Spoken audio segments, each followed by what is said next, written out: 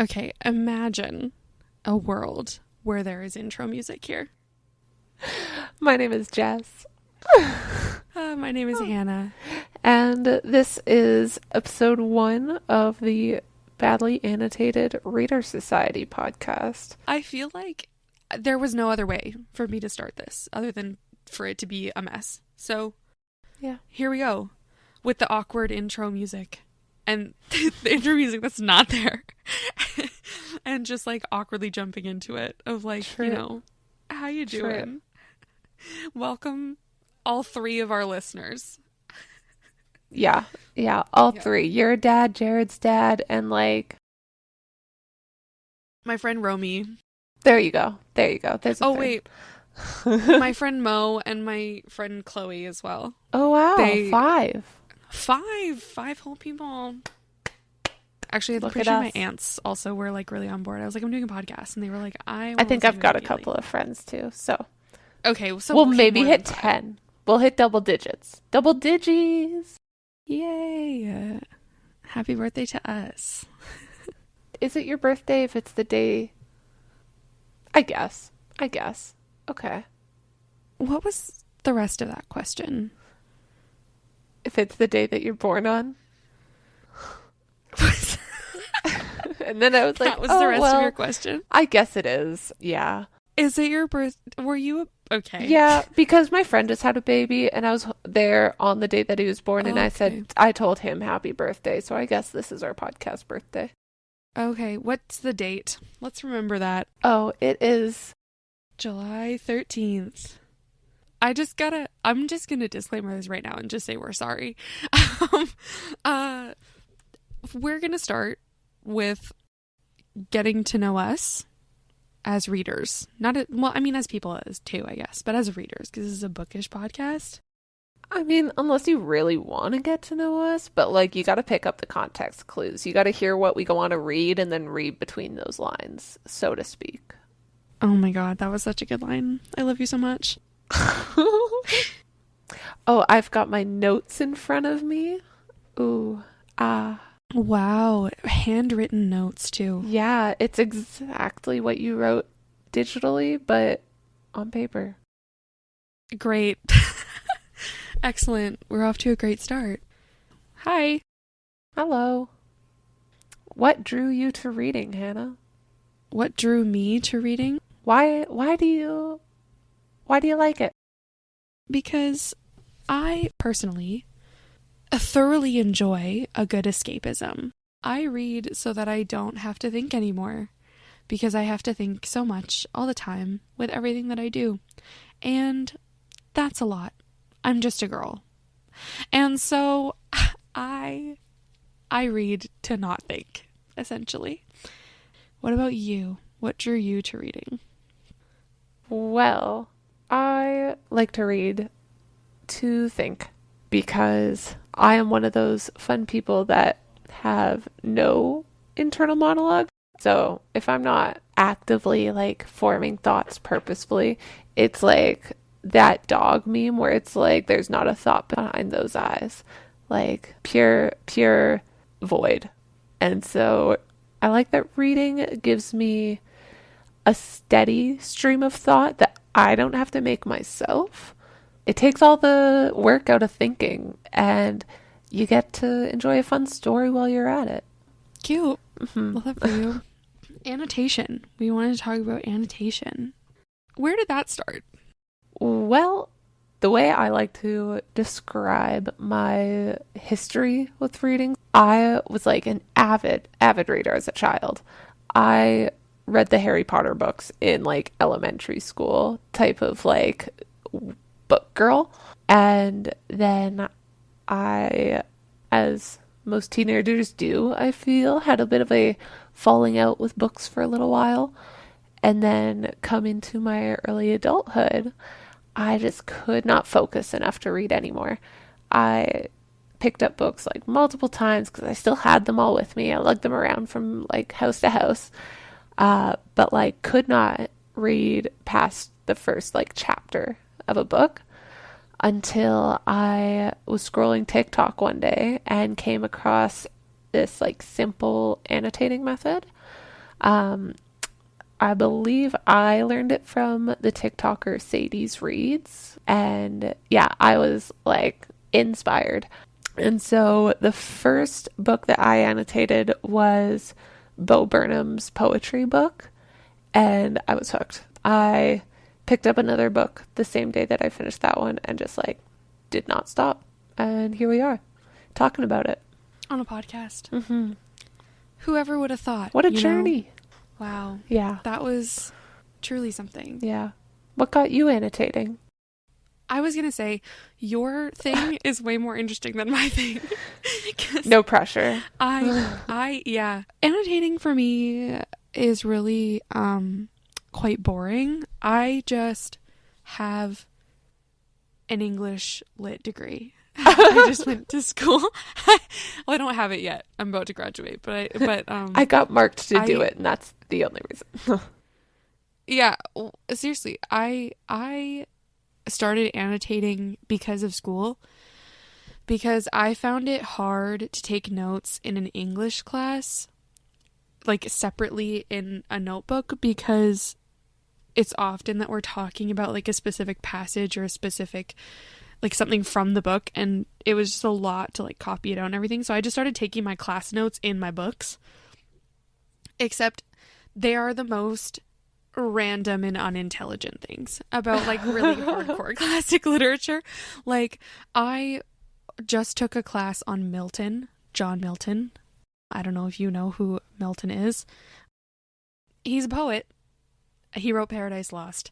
And I'm sitting there annotating Paradise Lost, which is like a hardcore like religious. It's like thousands and thousands of lines of poetry, this book. And I'm seriously highlighting stuff, writing like Q high fantasy adventure montage. Oh my goodness. That's reminding me of annotating Dante's Inferno, where they're going over all of the tragedies of, like the underworld. And I'm like, oh, so vain people get covered in shit, you say? Crazy. Did you read Did you read Dante's Inferno?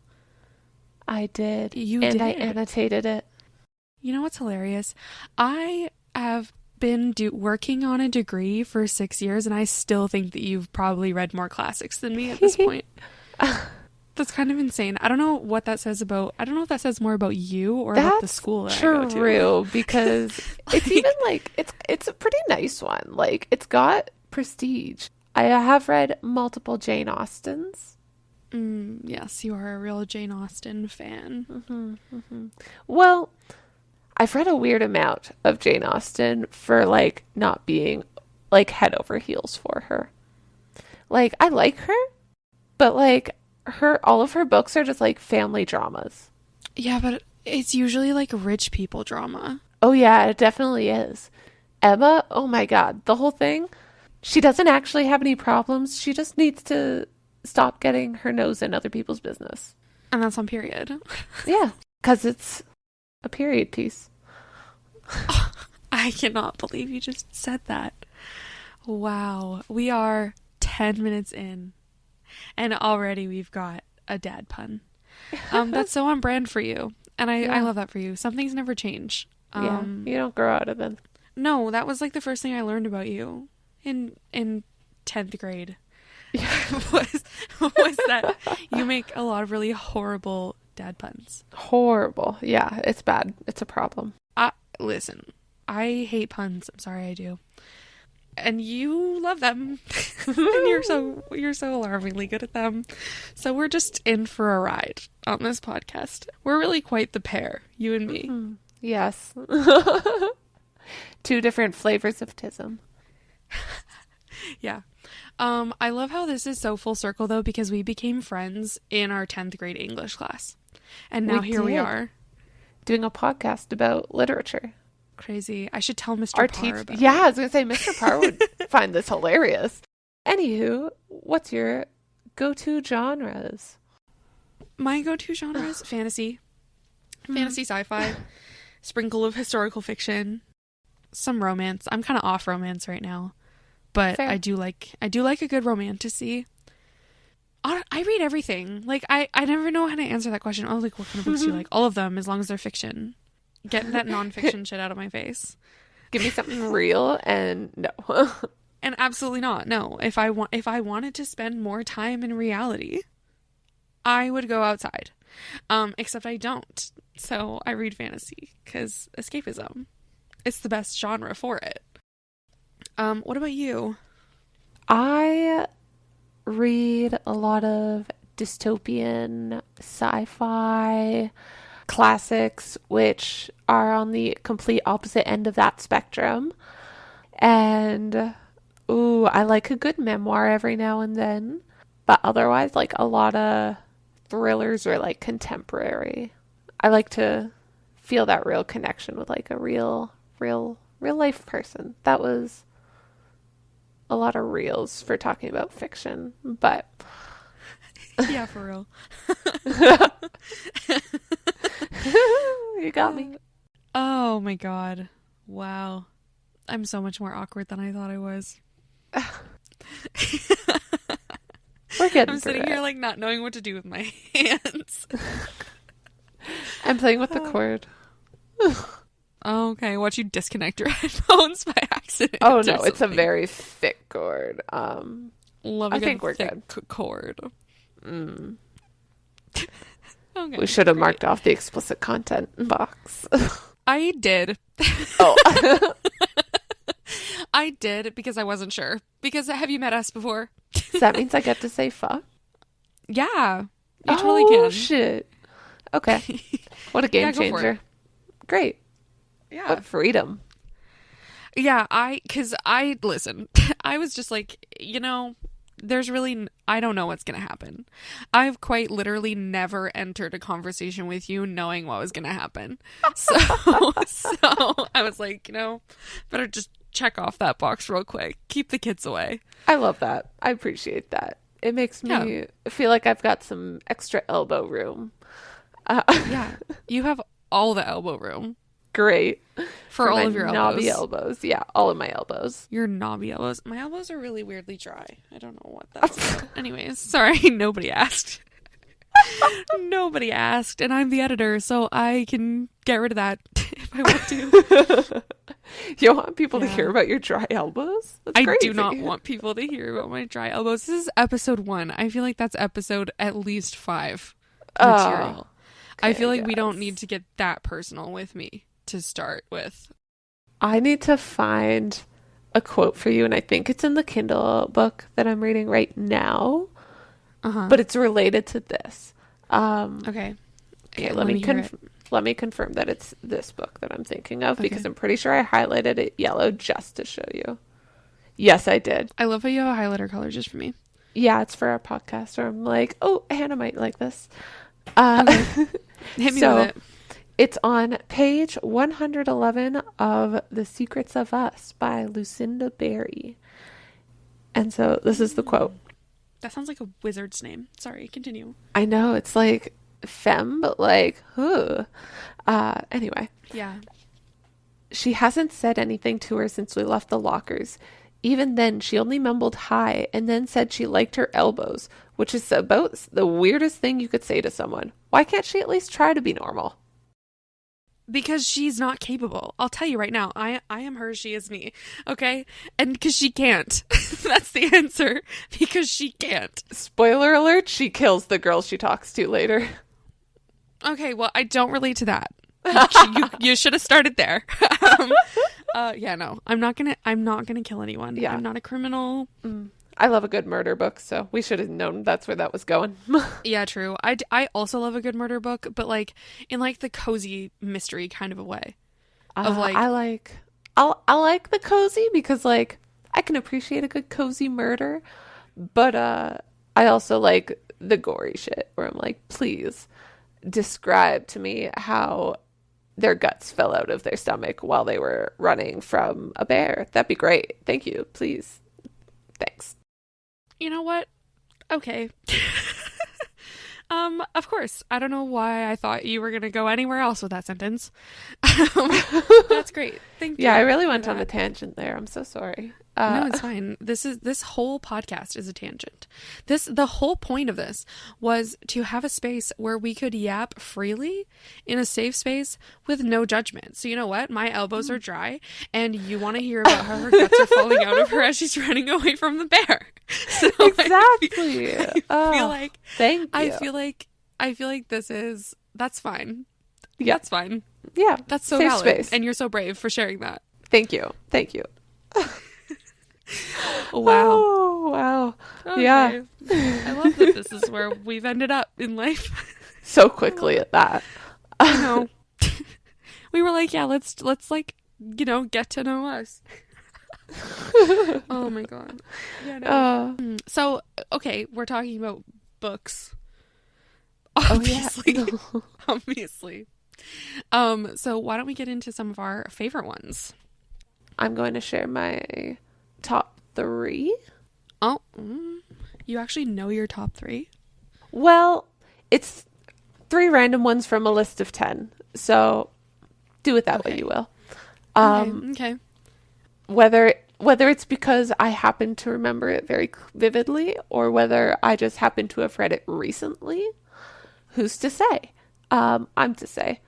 I'm going to start off exactly where you expect me to, with Jane Eyre by Charlotte Bronte. Also, Eyre versus Eyre? Question mark? It's Eyre. It's Jane Eyre. Who said officially? Literally everyone I've ever met in my life. And Shit. that's a lot of literary people.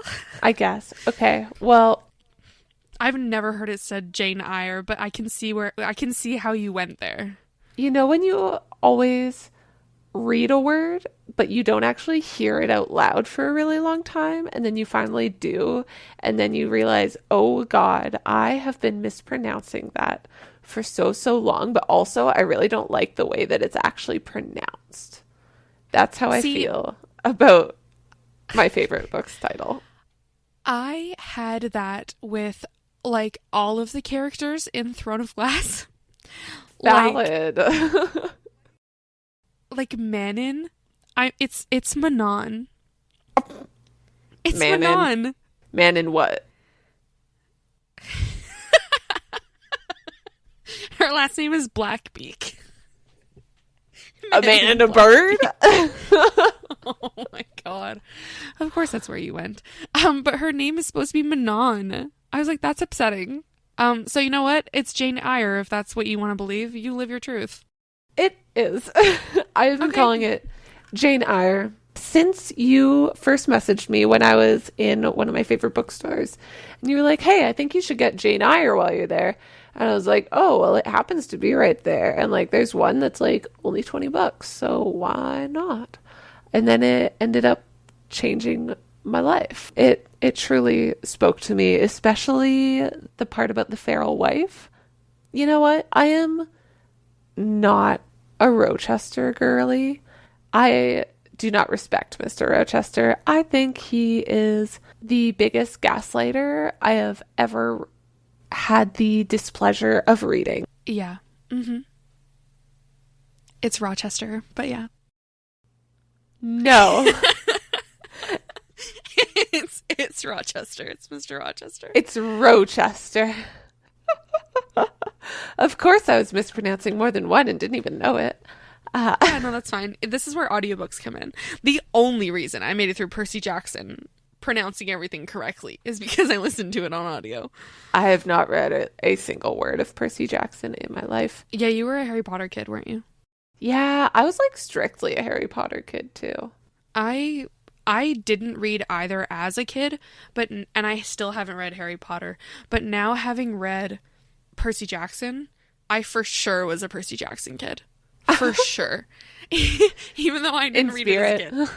Yeah, like just my vibes, I was for sure a Percy Jackson kid. I could see Anyways, it. I digress. Your favorite books. Let's go back down the hallway. Oh yeah. Anyway, I wanted to be happy when Jane went back to him, but like there was a part of me that really struggled with the end. But I digress. We'll get into that another time. I am That's positive. a whole separate conversation. We could have a whole episode about Jane Eyre. Oh. We could have a whole episode debating Jane Eyre because I hate it. And it is she has my heart. Anywho, yeah, no. I am also going to mention here The Butterfly Garden by Dot Hutchison. Oh my goodness. It's a psychological thriller where there's a garden kept by, quote unquote, the gardener, where he keeps butterflies, but the butterflies are women that are being kept there in captivity, and he tattoos different butterfly wings on each of their backs, and it is beyond messed up. But okay. Oh my God. Okay. It was intense, and like the very first book that I almost cried for. I have never cried for a book before, but that one nearly did it. I probably would have been crying just because that would have been upsetting. It was pretty upsetting at times, I won't lie. It delved into some dark subject matter, but incredible story. Lastly, I'm also going to mention House of Leaves by Mark Danielewski. Really? I didn't know you liked it that much. Okay, that's a shock. I was not expecting that. It was an experience. Like, straight up, the way that they literally make you experience going down this minuscule, almost shrinking, endless hallway by turning the pages and having there be less and less words on each page, therefore like making you turn faster and like feel the anxiety that the characters are feeling. It's absolutely trippy in like the most unimaginable way when it comes to literature. Wow. Because I've heard such mixed things about House of Leaves, and I feel like it's one of those situations where it's like the girls that get it, and the girls that don't. That is exactly it. It was the very first book that my partner, Jared, recommended it to me, and insane. That's such a Jared book. Yes, exactly. Yeah. What is it, like his favorite ever? It's up there. I think it's like number 2 or something. That's what I thought. Yeah, the other one is also very controversial. And but you know what? That's just Jared's brand, and we love that for him. It is, yeah. He is not a big reader, but when he is, he's chaotic about it. So. Me. Yeah. Except I am a big reader. I'm just always chaotic. In everything I do in life, really. That's just how I like to. Yeah. It keeps it interesting. Exactly. Yeah, so House of Leaves was another fun one. It's a thick book, but I promise you it's not as thick as it looks. See, when you say thick book, though, how many pages is it? Like 600. Yeah, that's okay. See, for me, it's at least as a fantasy reader, book. Okay. As a fantasy reader, the longest book I've read is 1,000 pages. So that's a lot. Yeah, contemporaries are not that long. My classics are like 450, but yes, I think the biggest book I've read comparable to House of Leaves was Plain Bad Heroines. I think that one was also around the 600 mark. You read some of the most random titles I have never heard of before in my entire life. And it's because I just go to bookstores and I don't look for anything specifically. I just honestly, I judge books by their covers. I pick it up if it looks cool. And then if the back also looks cool, or like if the back reads cool, I guess, I'm like, you know what? Cool. I don't even read the back. You want to know my toxic trait? I see a cover that catches my eye, and then I pick it up, and then I read the first sentence, and then I read the last sentence. Wow. And if I'm not immediately hooked and then immediately satisfied by the last sentence, I will not buy it. And honestly, that began as like my own way of trying to curb the book buying a little bit. It doesn't work. I like to just completely go in blind because I feel like the back of the book sometimes spoils it. See, I'll do that after I've bought the book and it's like sitting on my shelf and it's been there for a while. So like I guess the physical TBR, like when I'm going to my room and like looking at my bookshelf and looking for like what I'm going to pick up next, it's very much just like on vibes. And a lot of the time it's just what color of the cover looks good to me right now. And I was like, you know what? A blue book? Yeah, it's a blue book week. Cool. Yeah. I love that that's the brand of neurodivergent that you are. Yeah, it's a fun one. Yeah, it is. For me, I'm just chaotic. Like, I feel like I've just said so many controversial things. Judge a book by its cover. Already, that's like apparently a big no-no. I don't care. I judge a book by its cover. Oh, yeah, I think and what everybody about it? That's does what the cover is there for. Yeah, but nobody wants to admit it to themselves or others. But I am all about radical honesty. And I read the last sentence of a book. A lot of people get like really outraged when I say that. Like, and like any reader that I've talked to, they get like straight up angry with me when I do that. And they're like, well, doesn't that spoil it? No, it's one sentence. What is it going to spoil? What is it going to spoil? You're probably going to forget it by the time you get back there. Exactly. And so it's kind of just cool. There was one where I read the first sentence and the last sentence, and the first sentence was, there was no possibility of going to the library that day or something. Like, it was a play on like a classic. And so the first sentence was, there was no possibility of going to the library that day. And then the last sentence was, and together they walked into the library. I bought that book immediately. That was so good. Oh, that was so good. That's so good. That's so I bought it because it had a pretty cover and I liked the first and last sentence. It's not crazy if it works. It works. Hasn't steered me wrong. I've never encountered a situation where the last sentence actually spoiled anything for me. There we go. Wow. It's a chaotic system, but it's a system.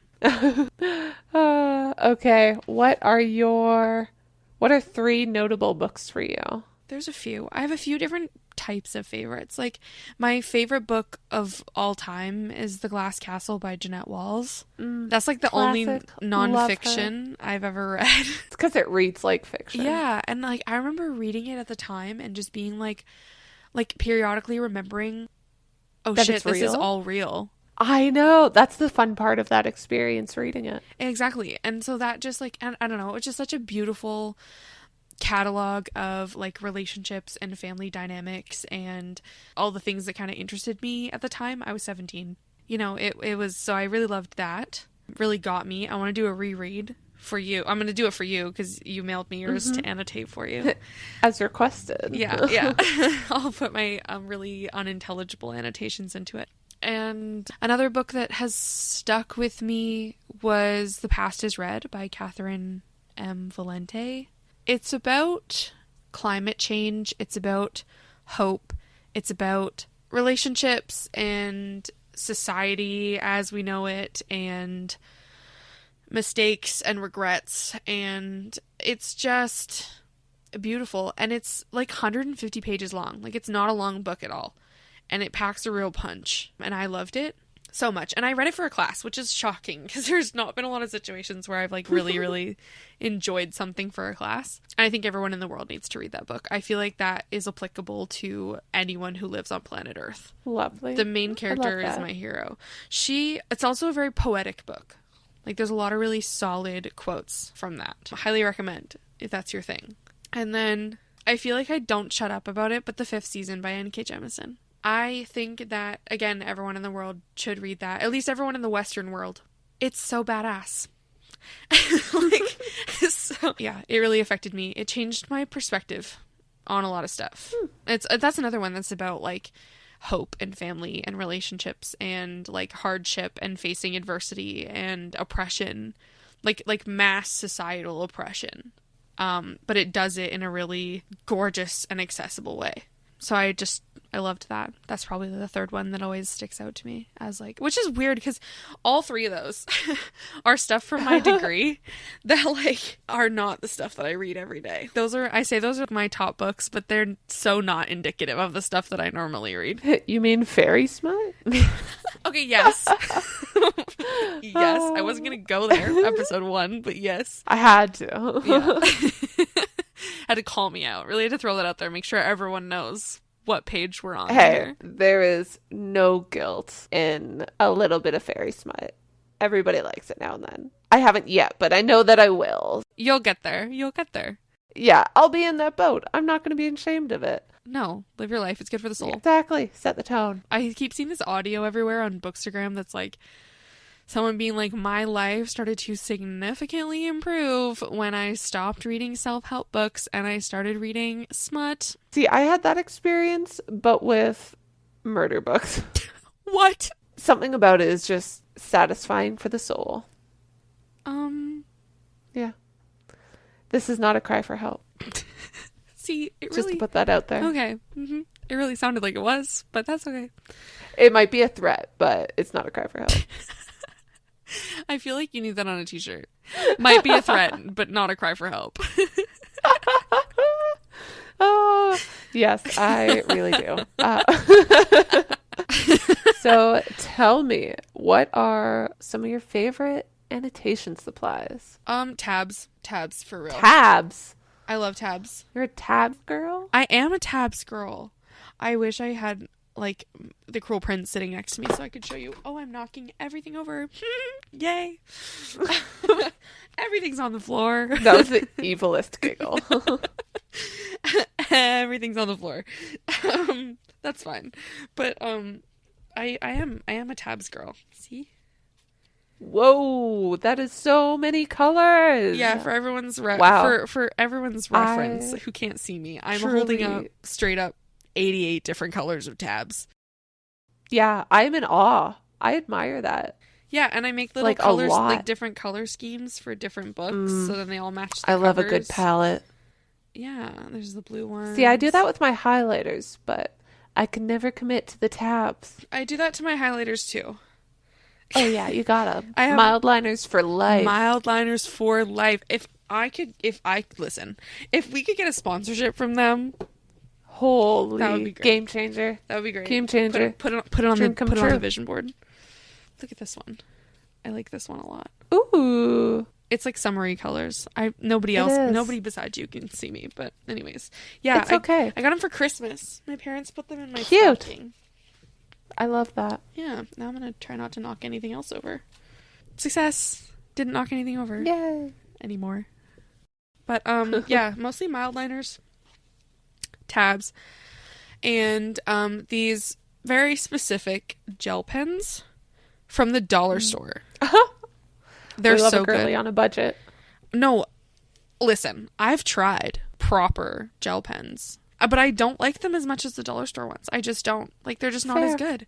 I think the dollar store ones, I want to say they're Statler, but I feel like that's wrong, because that seems too name brand for the dollar store. Anyways, you get them in a pack of like 20, these gel pens.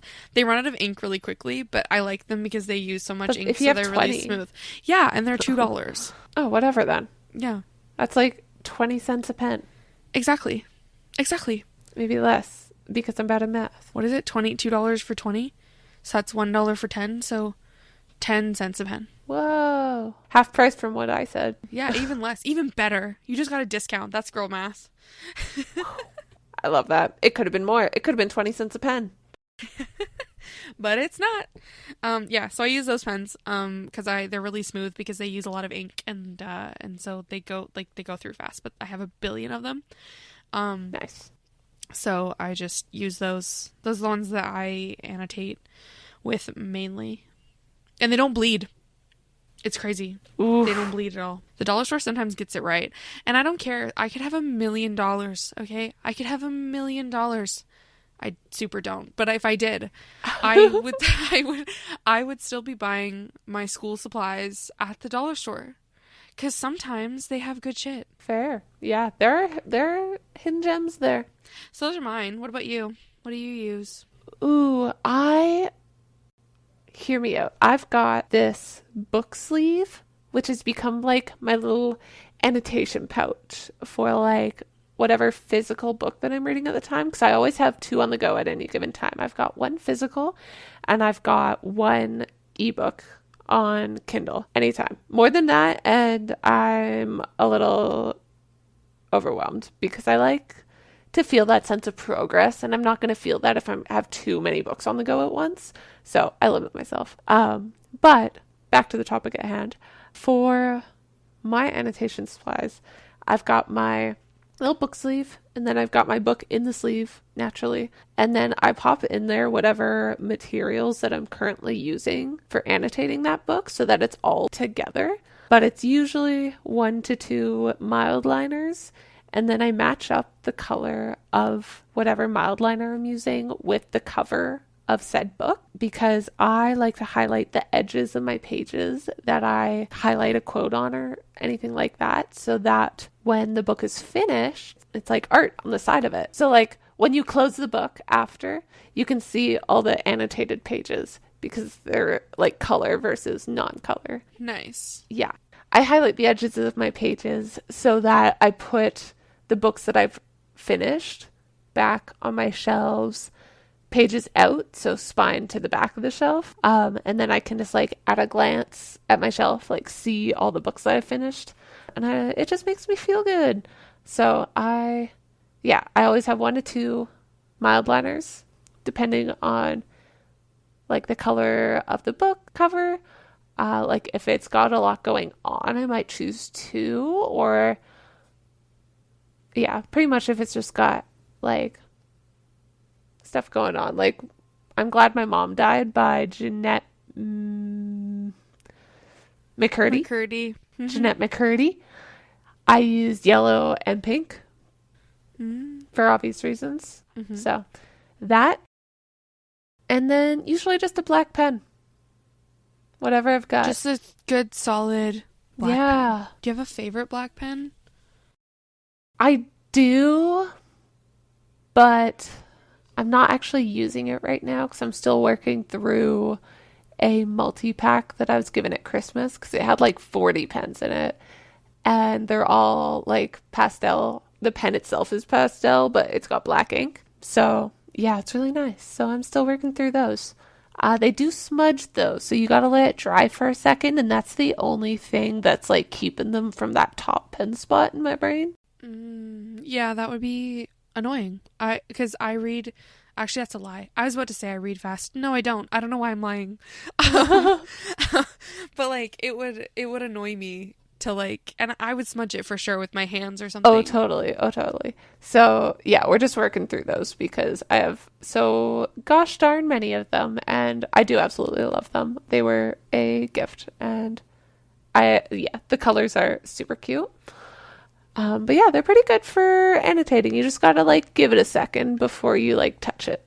But otherwise, I really like these black gel pens. You can get them at rhymes with Schmalmart. Schmalmart? Is there a reason that we're not saying Walmart? Oh, I wasn't sure if I was supposed to, so I didn't. What? Why wouldn't you be allowed to say Walmart? I don't know, liability. Oh. Yeah, you can say Walmart. I think you're good. Okay, great. Good to know. I'm gonna leave that in though. That's really funny. Schmalmart. Oh my god. Schmalmart. No, we're gonna just call it Schmalmart. Okay. Love Schmalmart. Schmalmart. Anywho's it. Hit me with some of your funniest annotations. Oh girl, it's so cute that you think I was that prepared for this. Give me one that you can think of right off the bat, and that's it. Okay, I can think of from Richard III by William Shakespeare. It's in the first act. I think it's the third or fourth scene where there's one character, can't remember his name, talking to Richard III, I think, or somebody else, I don't know. But basically he's talking and complaining about how his life is so sad and everything's falling apart and he has no property and he has no wife and he has all this stuff.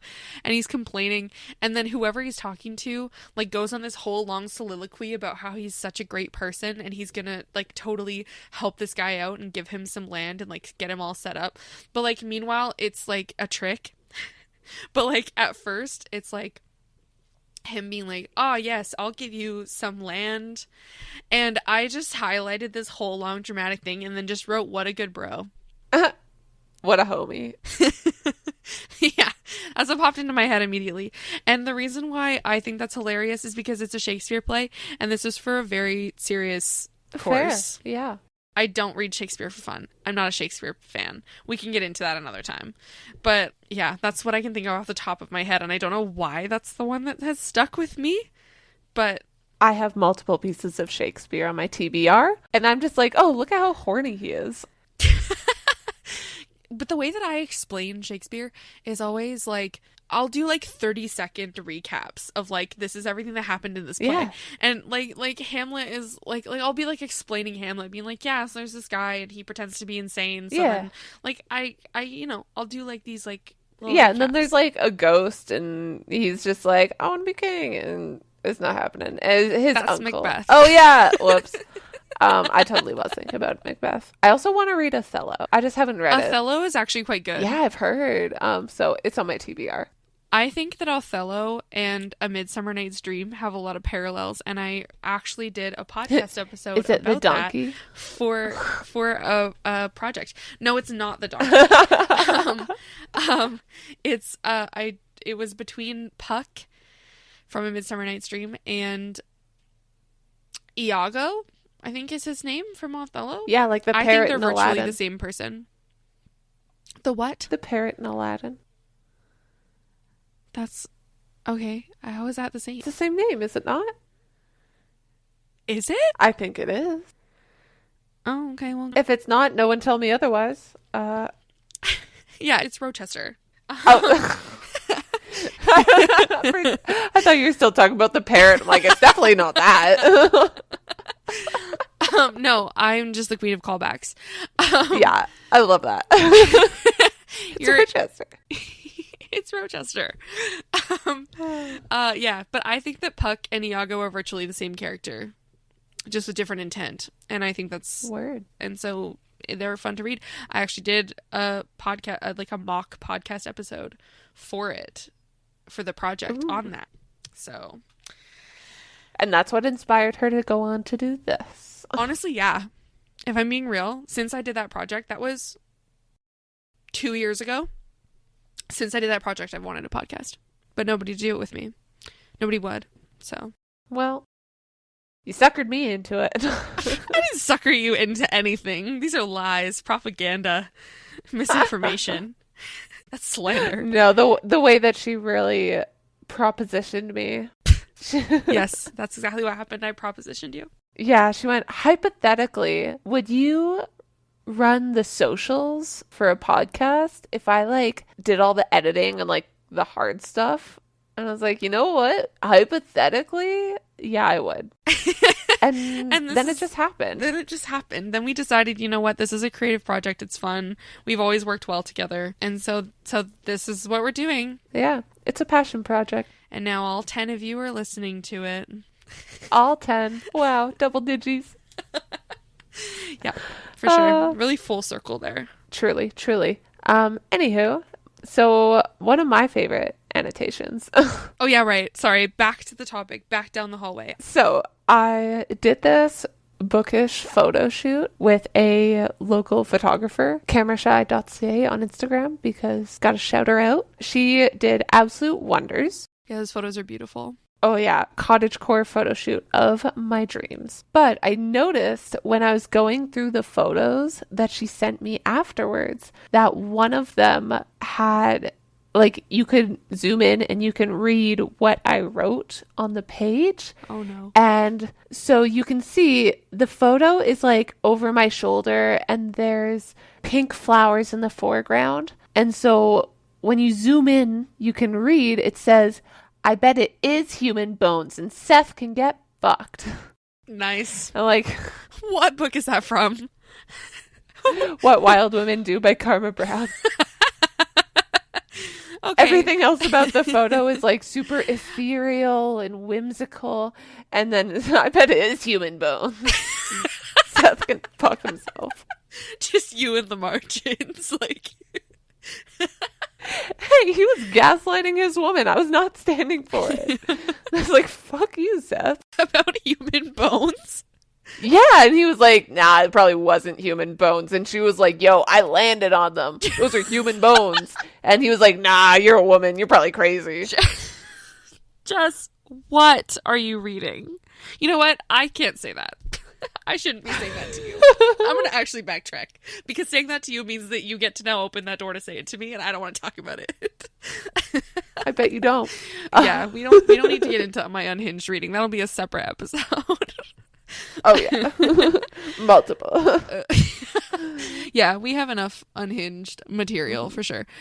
But we just didn't want to come out of the gate with that. It's like you got to hide the crazy a little bit for a little while. Oh yeah. Until just people give are them hooked. a taste and like reel them in. Ooh, then it's too late. Then they're already in there with us.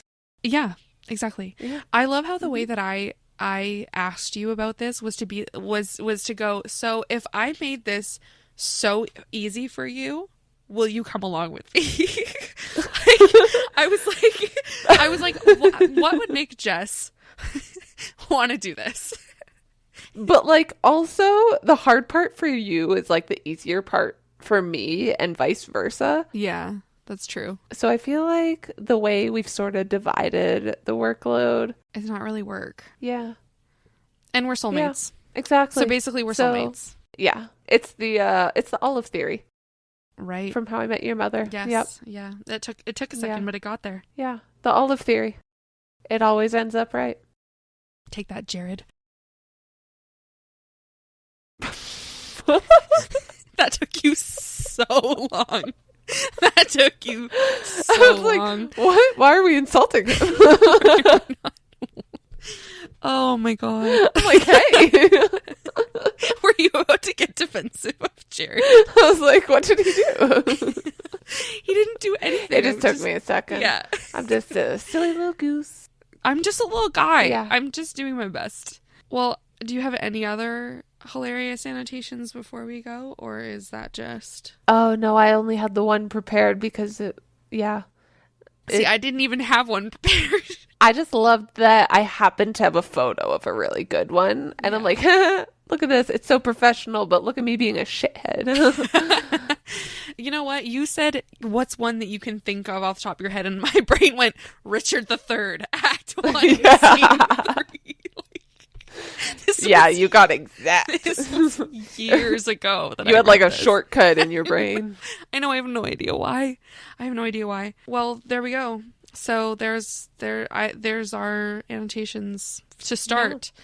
We'll get more into it, I'm sure. Oh yeah, later on, especially once we get in the habit of figuring out how to keep track of ones we want to save for the pod. Yeah. Like I've got a new highlight color in Kindle specifically for things that I'm writing down for this. So nice. We're on it. We're working on it. Great. For now though, imagine there's intro music and we're not prepared. We're half prepared. We're kind of. Yeah, we got lights and audio. Yeah, and the lights don't even matter. Lights, but no camera. Us. Yeah, so deal with that, I guess. Okay, I'm gonna go on a different tangent. Do you annotate every book that you read? Basically, yes. Unless it belongs to somebody else or it's vintage, because I do collect vintage books. Mm-hmm. So like I've got some books that are over 100 years old, and of course I refuse to annotate those. Yeah, like no. that would be a sin. Yeah, a mortal sin, straight to jail. Yeah, straight to jail. Do not pass go. Yeah, no, that would be unspeakable. So I don't even let a pen in the same room as those books. But fair. A pen or a beverage. Yeah, pretty much everything else I do annotate. Okay. See, I don't annotate everything. Sometimes I get so into something, I'm just flying through it and I don't have the time. Fair. If I'm like in one of those where it's like, I don't even mean to binge it, but I'm fucking like, we're staying up till 2 a.m. for this baby. Like I do notice that sometimes my annotations are lighter because I'm just like knee deep in there, but I really just getting in there. Annotate. Yeah. I'm in the trenches in this one, boys. Because I don't annotate everything at all. Annotation isn't usually my like primary thing, my go-to. I just started doing it for school and then decided it was kind of fun because I treat it almost like a journal because I don't journal. And so it's kind of cool to look back on the books later and have my annotations in there. So I have my like real-time thoughts as I was reading. Fair. See, I do it to like keep me reading. It gives my brain like something else to go and do while I focus on the story. Yeah. So most of my books are annotated. Yeah. Yeah, I just spend 12 hours a week on the train going to and from school. So what else No am I going to do? exaggeration either. No, literally it's 2 hours each way. I love how I'm just like triangulating where I am. Do the math. But it is 2 hours each way, yes. And I don't have enough data to watch something that whole time, so I guess I'm reading. I think I'm at like 45 books this year. My goal for the year was 50. Nice. I think I'm at like 31 or 32.